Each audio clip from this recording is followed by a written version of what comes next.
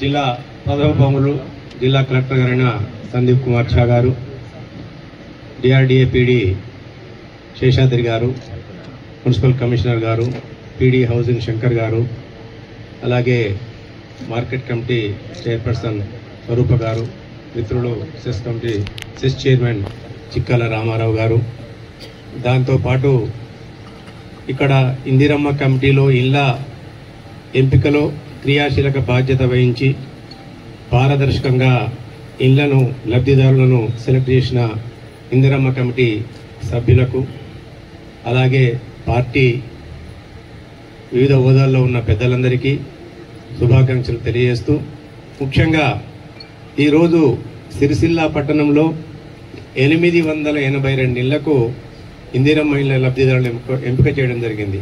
వారందరికీ కూడా పేరు పేరున మనస్ఫూర్తిగా శుభాభినందనలు తెలియజేస్తున్నాను.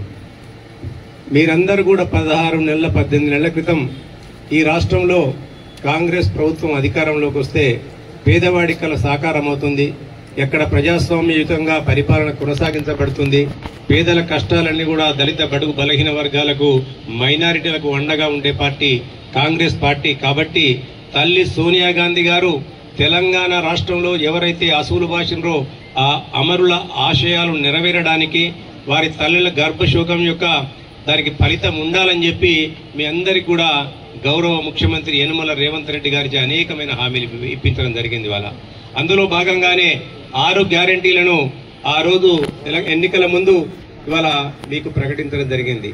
ఆ హామీలలో ఒక్కొక్క హామీని గత ప్రభుత్వం అనేకమైన ఆర్థిక అస్తవ్యస్తలకు పాల్పడి ఈ రాష్ట్రాన్ని 8 లక్షల కోట్ల అప్పుల్లోకి నెట్టినప్పటికి కూడా రాష్ట్ర ఖజానా అంతా ఖాళీ చేసి ఇవాళ ఇంచుమించు నెలకు మనం 6,500 కోట్ల మిత్తినే కడుతున్నాం. ఇవాళ మన బడ్జెట్లు ఏంటంటే అంటే సంవత్సరానికి ఇంచుమించు మనము నెలకు 6,500 అంటే 600 అంటే 8,000 కోట్ల రూపాయల మిత్తి కడుతున్నాం మనం.